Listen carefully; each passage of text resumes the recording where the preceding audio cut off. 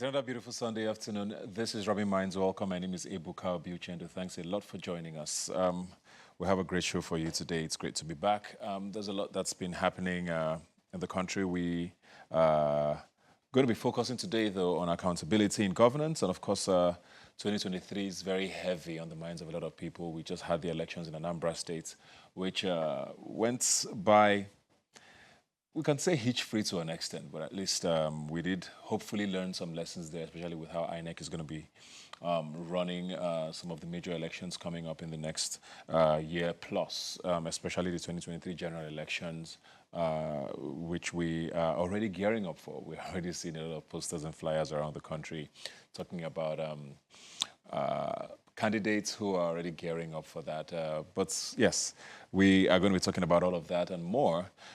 Zoning, most importantly, like I said, on accountability in governance and how we can hold government accountable, especially those who are going to be making promises to us in the months to come. I'm joined now from our Abuja studios by Jude Ferrami Adejomo. If you can hear me, Jude, how are you doing?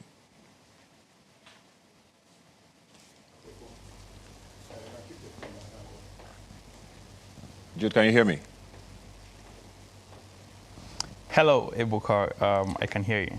Thank you very much for joining us today. We just want to zoning a little bit on, your thoughts on accountability with government, because I know that on the 9th of December, I think in 2019, the Nigerian government launched a new financial transparency policy and a web portal sort of to provide the public with better insight into government and governance as a whole, especially with regards to expenditure in government.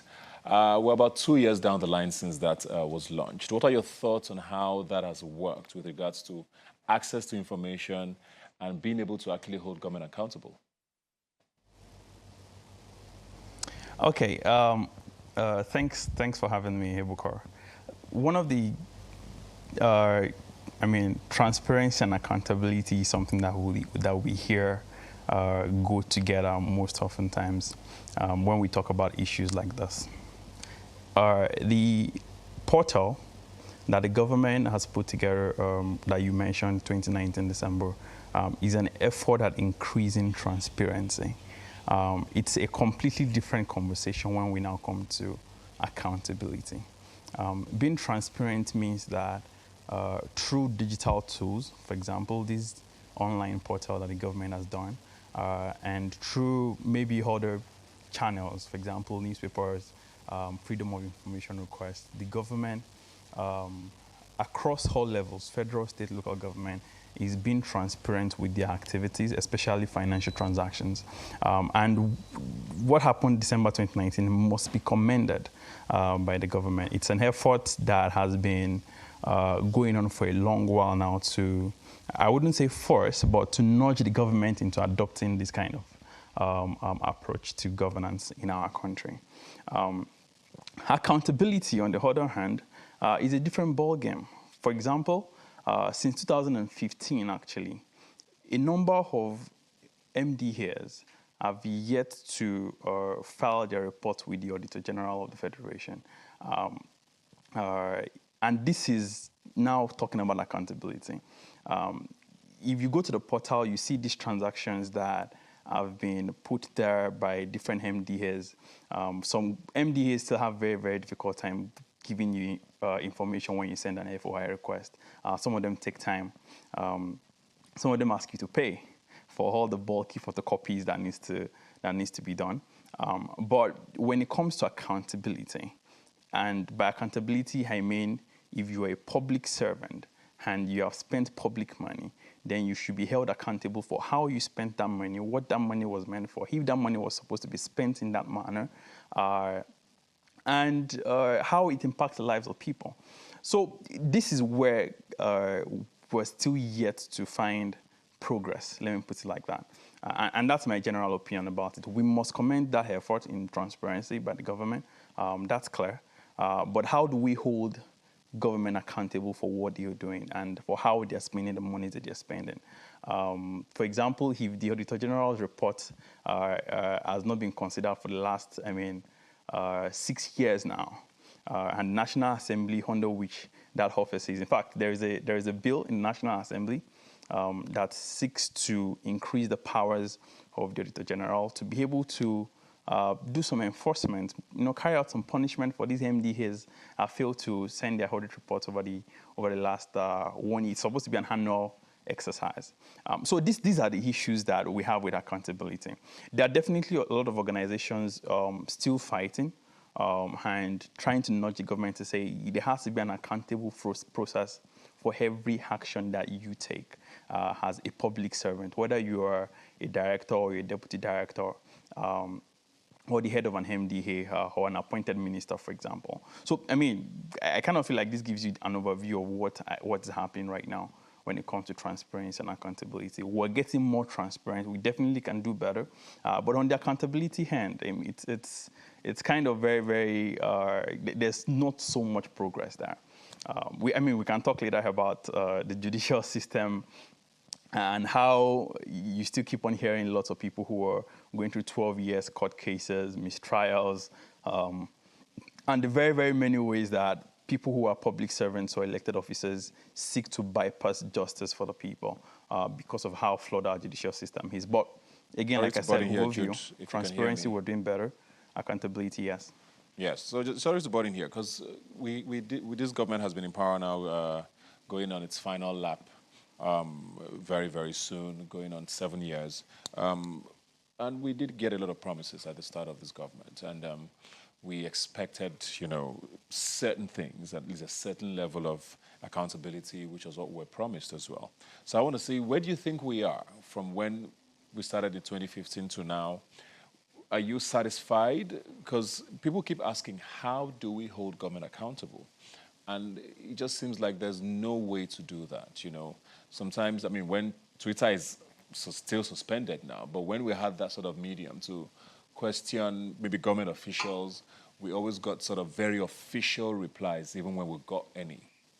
So you wonder, for the average Nigerian, there still feels like there's no, how do I put it? Government is still there, like far away from the people, when we expected sort of more of a synergy or a more of a face-to-face sort of interaction with our government. Do you think we are where we should be? How are we doing?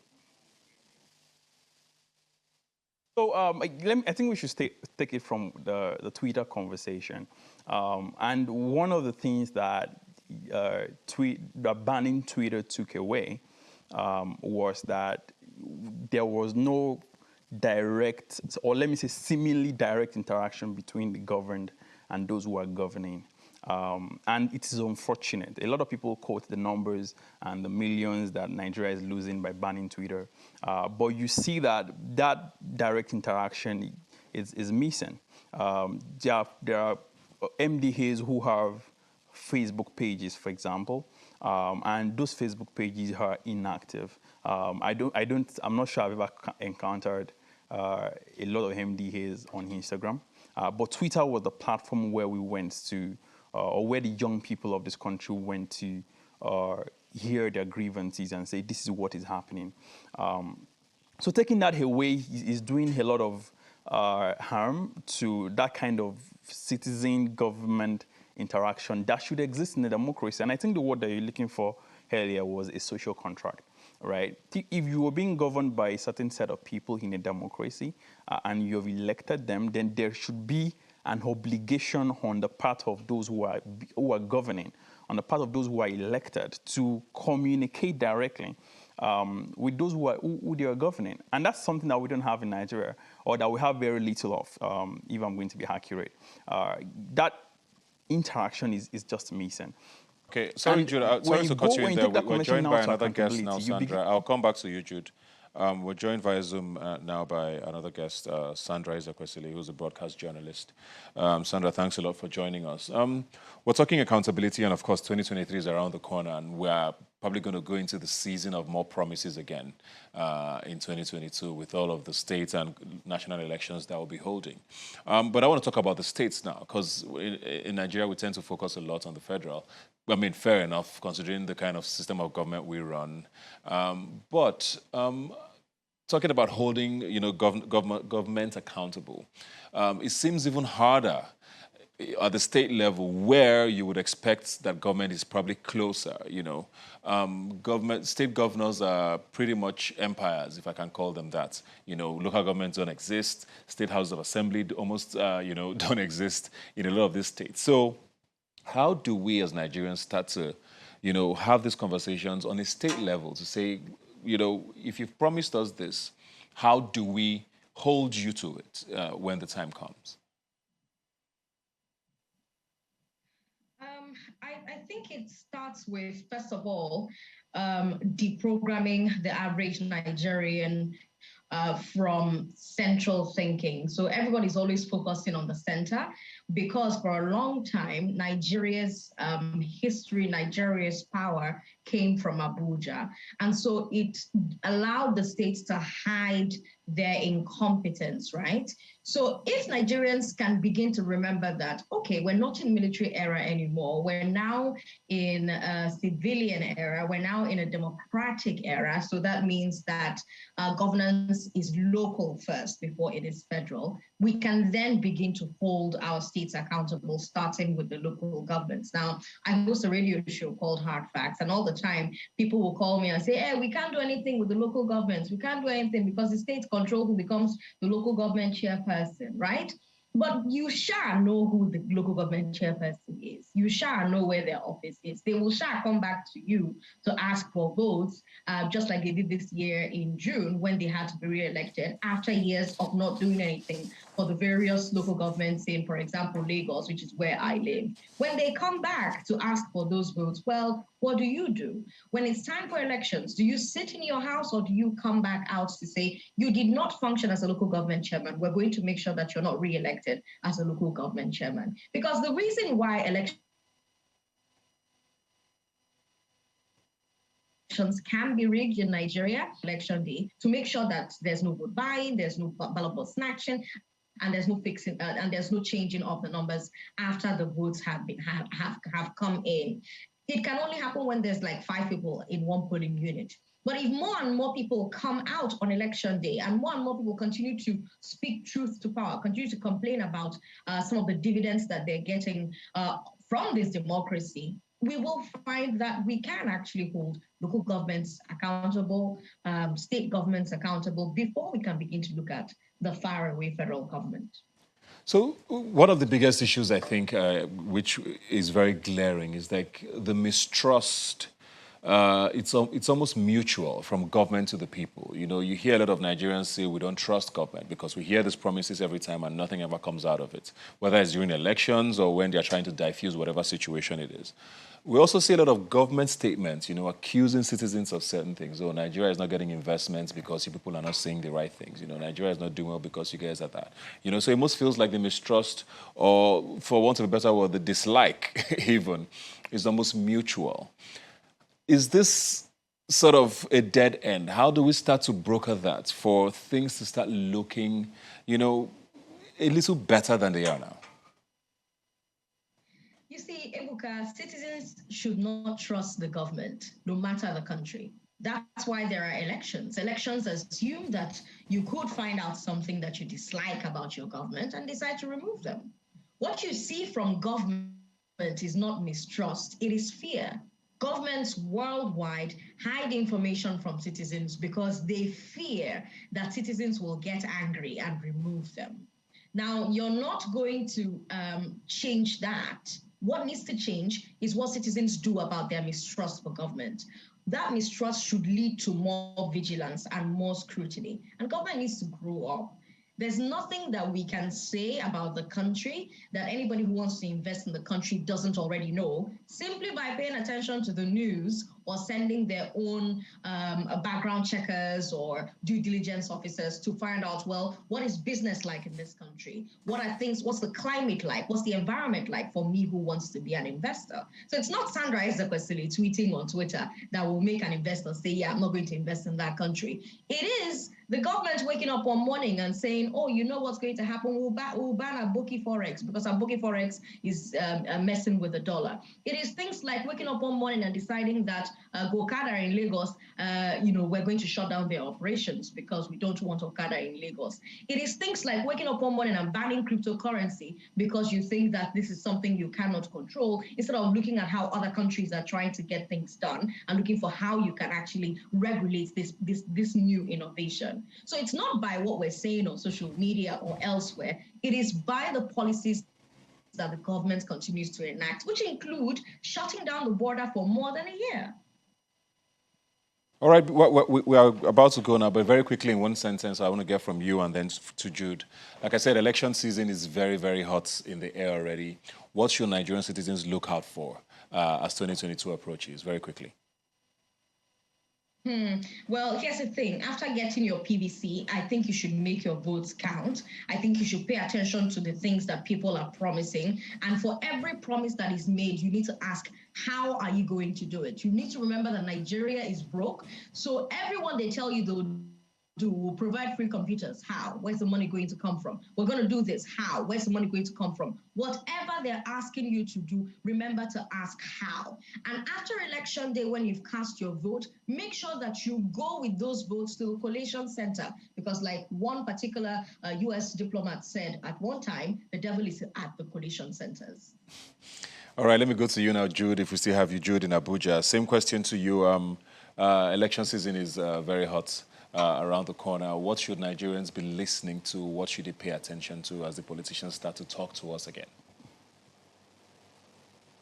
I think I'll just take it up from one of the things that Sandra said earlier before this last question.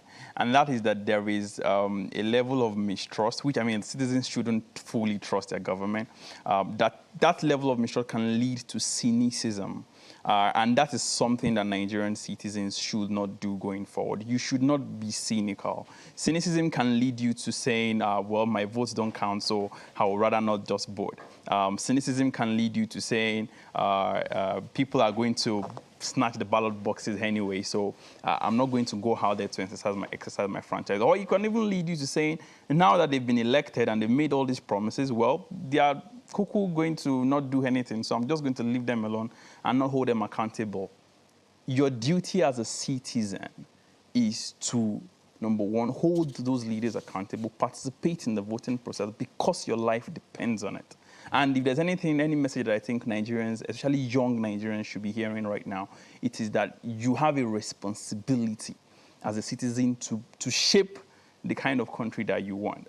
Again, like I said, and like Sandra also already mentioned, voting, getting your PVC, going out there to vote. And when those politicians mention all those promises, holding them accountable to those promises on a year by year, like on a daily basis. Politicians are elected for 4 years, and they say they are the politicians, the ones who are elected. But you're also a citizen for 4 years, at least until the next election cycle for at least also until you decide to maybe jackpot out of the country. And even if you're a young person, you're living in the country, you're still a citizen. So that comes with responsibility as well. Getting your PVC, voting, holding leaders accountable, and following up with the judiciary system. Thank you very much, Jude Feromi Adejuwa, and of course, Sandra Ezekwesili for joining us. Like I said, 2022 is about to be the year of the politician in Nigeria, and hopefully the citizens are shining their eyes well enough to ask the right questions. Thanks a lot for joining us. I'll see you after this break. Don't go away.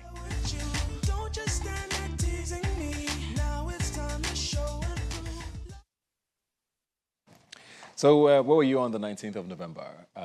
I know many of you didn't know, but it was International Men's Day. And I saw a lot of men on social media saying, no, if it was Women's Day, we would have seen a gazillion posts celebrating women. A lot of men didn't even know. I think I even saw the post about it about 3-4 hours into the day already. But yeah, International Men's Day is a global holiday celebrated annually on the 19th of November.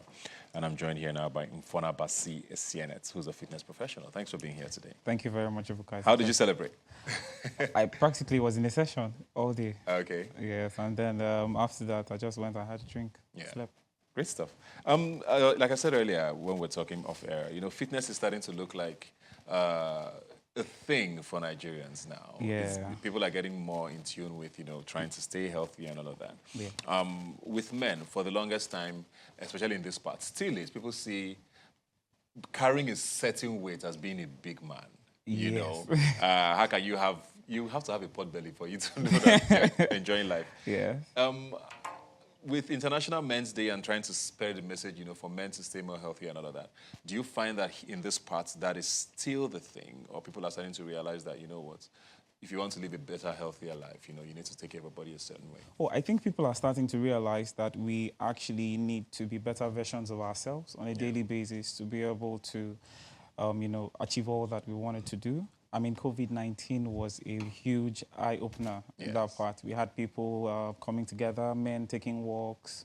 Before it's a thing of, oh, the woman, she has to be this, slim waist and all, but we men have peculiarities to our own selves, prostate cancer and the likes. So no matter what happens as a man, you need to be alive to enjoy the money that you make, hence the need to stay fit. Yeah.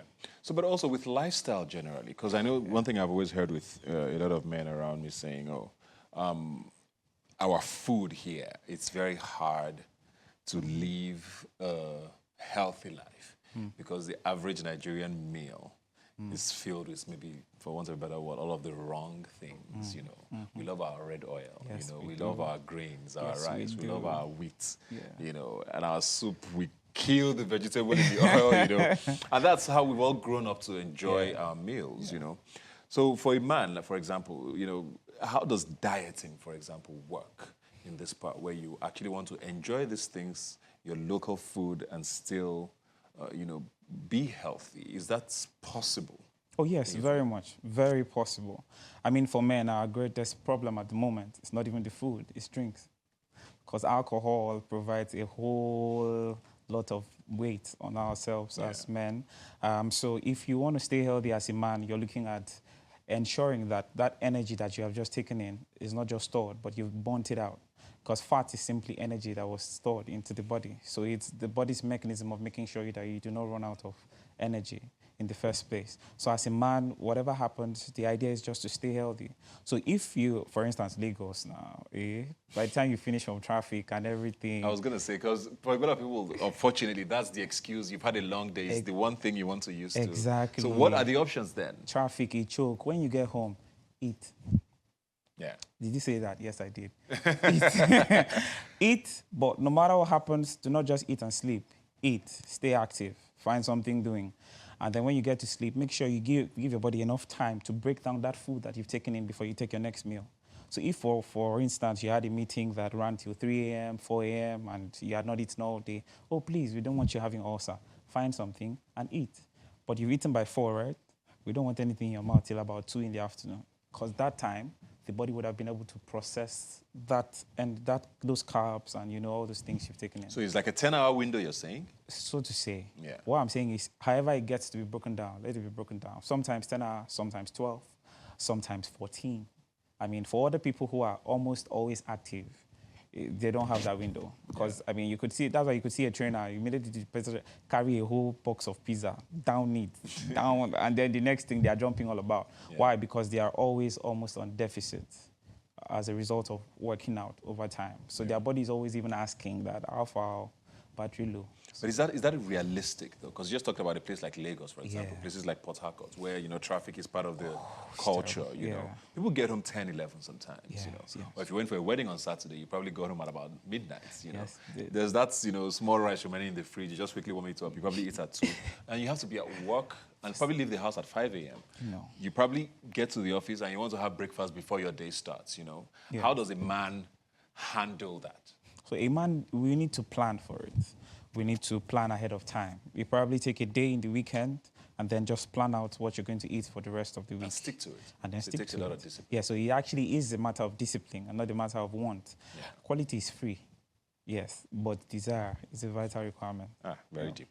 We're joined by a guest now, Talisha Francis, who's a mental health coach and advocate. Talisha, thanks a lot for joining us, if you can hear me. I did see something on Twitter a couple of weeks or months ago where someone said nobody ever asks a man how you're doing, and not just the regular how far, like asking how are you actually doing, especially in a country where everything is so patriarchal. The man is expected, quote unquote, to be certain things or carry themselves a certain way. How do you think men in Nigeria are faring mentally, especially now that mental health people are becoming a little more vocal, about their mental health?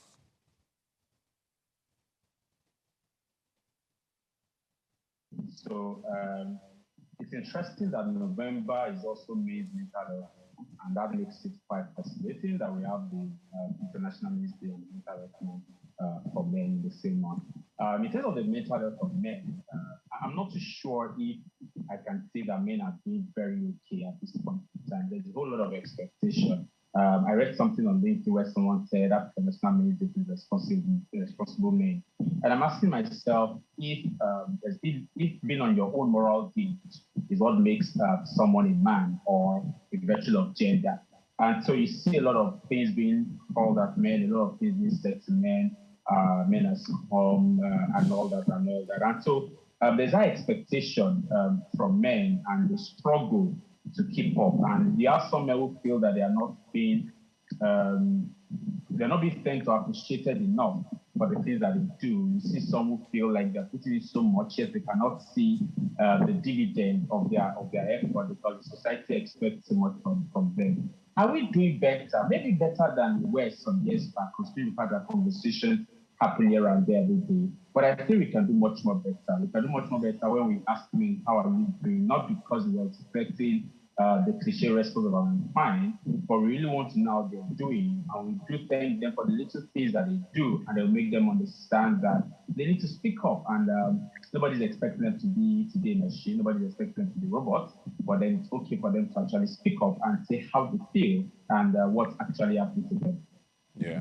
I know, because for men, I mean, not to say that women don't face pressure, but of course we're talking about International Men's Day. But for men, this pressure is quite multi-layered. The society brings its own, maybe you're supposed to be married at a certain age, you're supposed to have made certain amount of money, you should live in your own house at a certain age, you should have a certain kind of job or earn a certain kind of living. Then there's the family pressure, maybe cousins or family friends or whoever who make certain demands because they believe, you're a big man in Lagos, you should be sending so and so. But I always hear sometimes too that maybe the biggest pressure is actually the one that comes from yourself, where you have set certain goals. By 30 I should do this, or by 25 I should do this, or by 35.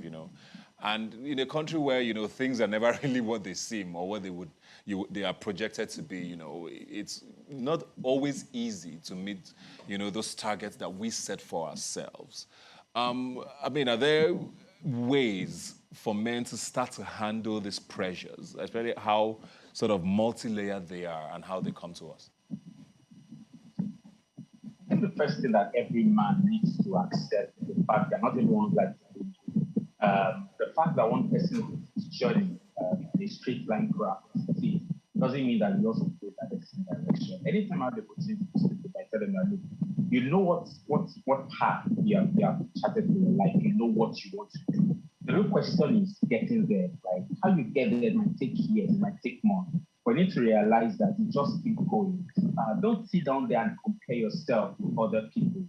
I mean, and that's the first thing I'm going to say. That, look, it's very easy for you to compare yourself with a classmate of yours, maybe from secondary school, university, and feel like this person is doing so much. Realize that you also don't know the battles that this person is fighting on a daily basis. So understand that yes, you may be in the same industry, you may be going through the same thing, but you all don't have the same journey or the same destination. Number two is take it one step at a time. Okay, you want to achieve what someone achieved in 10 years, you want to achieve it in 5 years. Life is a journey. Whatever it is that you want, you have to go through certain processes. If you arrive there early, that's good for you. If you arrive there late, the most important thing is that you've arrived there. And the fact is you don't arrive late. You arrive at a point that is helpful to you and realize that you have your own journey to go through. So I wish that all men would understand that they must own their own life themselves, they must own their own journey, and they must understand that putting pressure on themselves doesn't really help. And like I always say, you have three categories of people in this life that you need to guide you and make you realize that life is a journey. Those below you, those at par with you, and those ahead of you. Each of these categories of people remind you of several things. That you are once at the bottom, where you are right now, you have people on the same level, and there are people ahead of you, which means that someday you will also be ahead of someone. So keep pushing our team, but remember that you need your sanity and you need to be real with yourself, even as you go on that journey. All right, Tolisha, I'll come back to you, but let me come back to the studio here now with our guests. And I want to put you on the spot because fitness has now been accused as being one of also a big reason for men feeling inadequate. You know, I know many people who say they walk into the gym and they see you guys lifting all of these things and, you know, jumping over all of these hoops. And you must feel like, wow, do I even look good enough? You know, will I ever be able to do this? And I know people who never go back to the gym because they don't feel like, you know, they belong in that space, you know. And it's one of many, you know, issues that men sort of try to handle. I don't know if you have clients who say things like this to you. How do you tell a man, maybe not just in fitness, in life, you know, that's, you know, this is doable? It's easy to say, but how do you make them believe it? I mean, fitness is a journey. It's a journey. I mean, you have to take it easy, baby steps. So take walks. It could be on just the treadmill. Whatever happens, it could be just setting a target. Some people set outrageous targets, 20,000 steps a day. I'm going to nail it or more. I must do. But you know, sometimes you could just start with 5,000 steps a day. Just make sure you get active.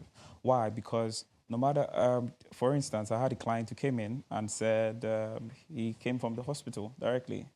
And I'm wondering why you're on the treadmill. And he says it's because they told him his blood sugar was over 140.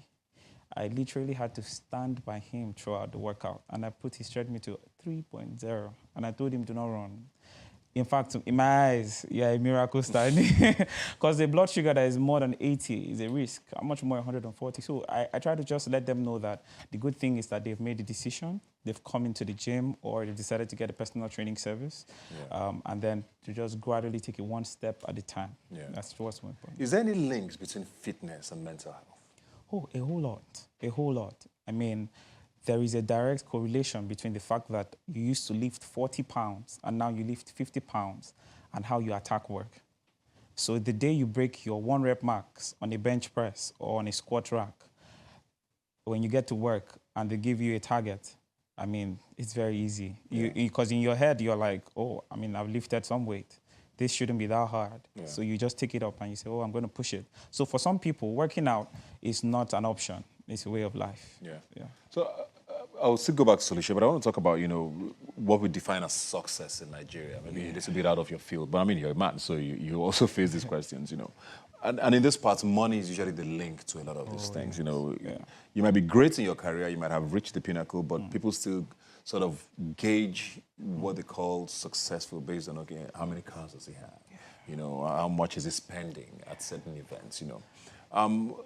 Do you find that, how do you find that, you know, as a man? Do you get those sort of questions or conversations happening a lot, maybe with your peers? Because I'm sure a lot of us sit around and just wonder, this guy, man, I wish I could. You know, do you find that money is still one of probably the biggest pressure men face here? Oh, yes, it is. Money is I mean, and I mean, if you permit me, I would like to go say that that is a product of toxic masculinity. You know, because there is this belief that to be a man, you have to be, you know, this and you have to be that. And then we do not agree that vulnerability is part of life. In fact, one of the highest forms of maturity is vulnerability. You know, so I believe success is not just in figures, it's not just in money, but about influence. It's about resources. The fact that when you need something, you can get it done. And most times that's around your influence, your sphere, the people you have in your life. So the quality is the decision that, you know, that determines, you know, but then the quality of the decision is hinged on the quality of the advice. So if we have, as men, we need to be open to more advice. We need to support ourselves more and do not look down on each other and not just rub it on the fact that, oh, Baba, you know, if you order a zoo, that means, you know, and you're not successful. A lot of people have other things that they're holding. He may not be interested in a car at the moment.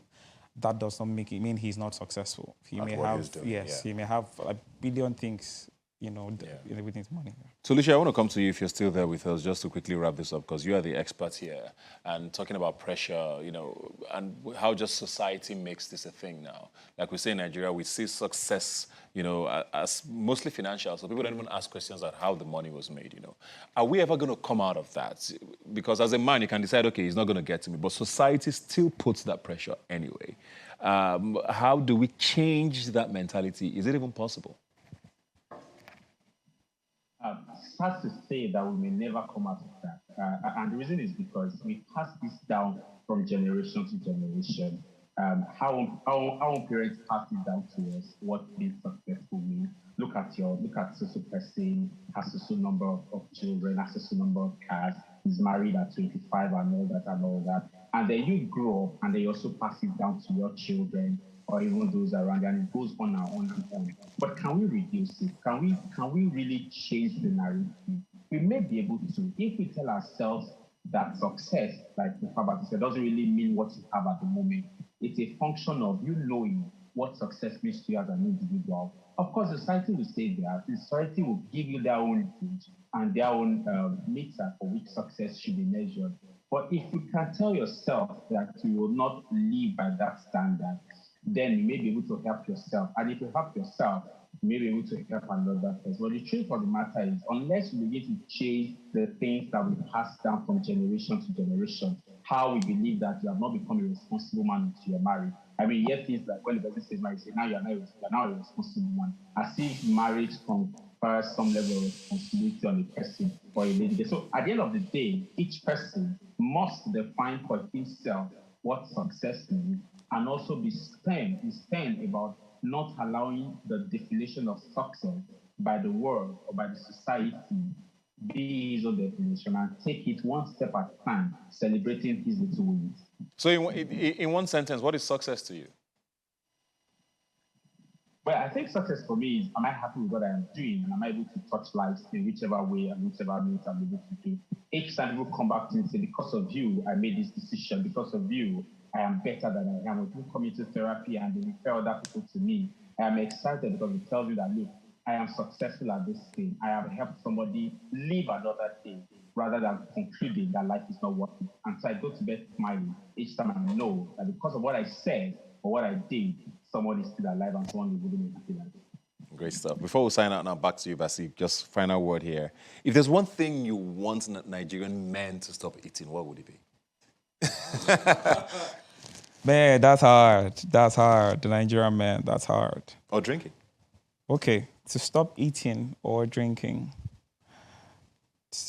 Funny enough, I think to stop eating to be chips. Chips? Roadside chips. Oh, okay. Why is that? Because they contain a lot of salt and spices, and right now, salt is more dangerous than sugar. In Two fact, plus plantain chips. How will I survive traffic? I know, right?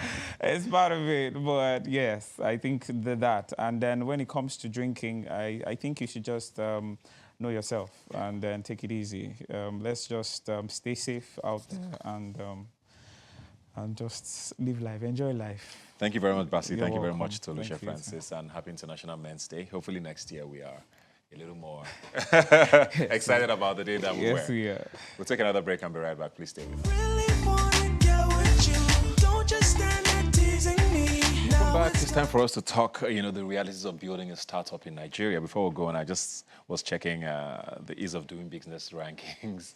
And Nigeria is currently 131 in the world, below countries like Togo, Malawi, Djibouti. I'm not sure a lot of us, no offense, but Djibouti is like literally, in the corner of the continent. But that's how bad we are. Below Uganda, yeah. Yeah, I'm joined here by Joyce Washika, who's a founder of Oriki, a business that's, I'm sure you have a lot of stories to tell about your journey up to where you are now. But when you hear things like this and how much the government says about, trying to, do better with ease of doing business, and we're still at that spot, it feels like nothing has changed. And as running a business from when you started and now, have you seen any differences or heard from people who are starting businesses? To be honest, it's painful to hear those statistics, and it's quite sad. But it's not so alarming because building a business every day, you realize the struggles. In the past 6 years, I can't say I've seen much of a difference. The government has made some attempts in making the CAC incorporation easier, for example. But we have a long way to go. Yeah. We should be creating more enabling environments for entrepreneurs to thrive. Yeah, that's the problem. Sorry to cut you, because people say CSC is just a small part of the entire process. The policies and the constant policy change that we see. Today there's a policy in a week's time, it's reversed, or something is banned. All of that, right? Yeah, exactly. It's the policies. Let us understand exactly what we should be paying for. For example, you're hounded as a business person. You don't know exactly what taxes or liabilities or even agencies. Just making it easier for us to really understand the terrain it would go a long way in supporting businesses. There's a saying that a lot of entrepreneurs say. It's almost like you have to create your own government. You have to go out there and find the information, or just wait for it to come to you, be surprised, and then we're always on a defensive mode, whereas instead of having the knowledge we need to succeed. Yeah. Yeah. I get you there, because I mean, you hear a lot of the stories from people who are still trying to, because when in the time now, everybody has like 5 or 6 hustles, So or many. jobs, but we call them hustles. So, you have your main job, you have 3 other things you're starting, you're selling clothes, you're doing hair, you're selling weaves, there's just multiple things. So people are constantly trying to do things. Yeah. But, at the same time, you hear the same challenges, and it's the same challenges you hear over the years, from everybody. It's, like you said, the multiple, I don't know how to call them taxation of fees or levies, that come. Yeah. It's the power issues, it's all of these things, And it just makes you wonder, as a business, how do you survive? How do you handle it in a place like this? What do you do to stay afloat? Because you've been in business for how long now? 6 years now. And what has kept you going? Wow, great question. Honestly, it takes willpower. So we can start with the character aspects and the attributes we have to have. You have to be relentless, willpower.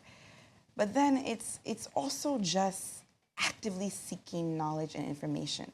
So for me, we turn up for all kinds of events and information that will benefit us. Like recently, NEPC had a workshop for how to export, for example. When you get there, you realize that there's valuable knowledge that you didn't even know. Okay, so if you want to export, you have to get 3 different certifications. No idea. But you attend that and you find out more information. So it's like you actively have to find out. You have to be networking. Running a business in Nigeria requires networks. It's guaranteed.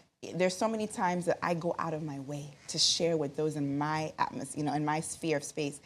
Ladies, if you don't know this, guys, if you don't know this, you need to find out, sign up for this, there's a workshop on this. Those are the ways we've survived, honestly, because like I said, there's not one place we can plug into and get all the information and knowledge that we need. Yeah. What's the one rule you would give someone who's trying to start a business in Nigeria today? Create a sustainable structure. I cannot overemphasize that. What do I mean by that? You have to build the business as if it cannot operate. It doesn't need to operate with you there.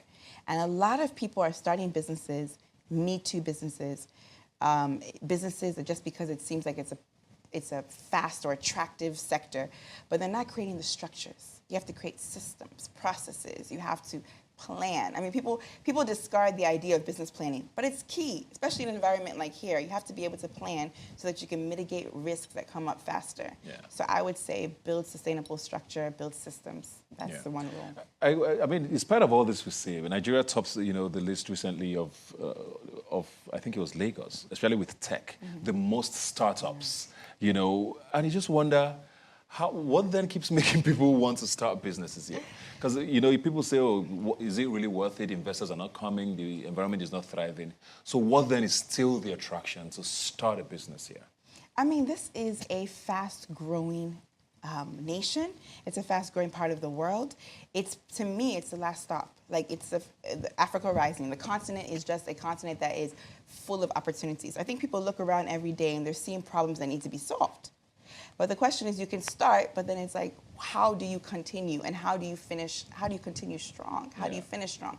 So, I mean, naturally, I commend anyone who's starting, but they have to realize that once you get in there, there's a lot of work to put in there. There's a relentless spirit you have to have. There's the ability to be able to think quickly, act fast, and be able to take detours. That's just another thing that comes with this business. 2 questions, but let me start with first now, social media. And we all see when Twitter was suspended, which it still is, how people complained about, people sell stuff on social media. But there's also a lesson that came out for a lot of people. They're like, you shouldn't rely so much on social media. But not everybody has the funds, for example, to get a store or, so what do you think about, what social media has become? We see even on Instagram now, there's an entire tab now for businesses where you can buy and sell. Instagram is sort of morphing into this business app. So it's almost like physical spaces are no longer that important. What do you think about that evolution? No, I think that's just the way forward. Like, the times have changed. Tech is here to stay, and people need to plug in, right? So marketplaces are now, a lot of them are moving from brick and mortar to the technological space. And it's allowing people to exchange quicker. Now, for me, the biggest lesson learned when Twitter went down is that you need to connect with your consumer in other ways. So when you're doing that transaction, get their email address. Like, you must get their email address to be able to then create a database, because email is not going anywhere, right? So you'll be able to send a newsletter off, say, I'm still here, you can buy this way. But also, please, Flutterwave, all these companies are creating marketplaces where you can actually, you don't need a website anymore. You can just list all your products, and people can come on there, use their card, and purchase. And that's the way forward. Now, again, it depends on the kind of business you're in. You know, there's always going to be room for brick and mortar. But if you're selling fashion, for example, you don't have to be you don't have to be stranded and think that you have to just get a building. You can actually go online. Yeah. Final question now. I mean, COVID, of course, was also a big turning point for a lot of us. And I know your business involves physical contact even. How did you survive that? What do you advise businesses? Because we don't know when the next pandemic is coming or whatever it is that might shut the world down. But how do you handle the time like that going forward? To be honest, I think there was a huge place for innovation during that time. We initially in March 2020, we thought, wow, this is really probably the end, you know, for a while, because physical touch. But for us, we realized that people would need this service. People would need the pampering, even more so. You know, they would be stressed out. They would need the rejuvenation. So we detoured and we started doing home services for those who were interested, and we couldn't even fill the demand. So my charge to entrepreneurs is to be innovative, you know, to think about what people will need as a result of the pandemic, and then move on from there. Thank you very much, Joycey. Oriki, a spa, amongst other things, a relaxation spa and products, of course. You can check her out on social media and, of course, on their website. Thank you so much. Thank you very much for being here today. Well, like I always say, you can follow the conversation on social media. Please use the hashtag Rubbin Minds when you send us a message. I'll see you next time. Really wanna get with you.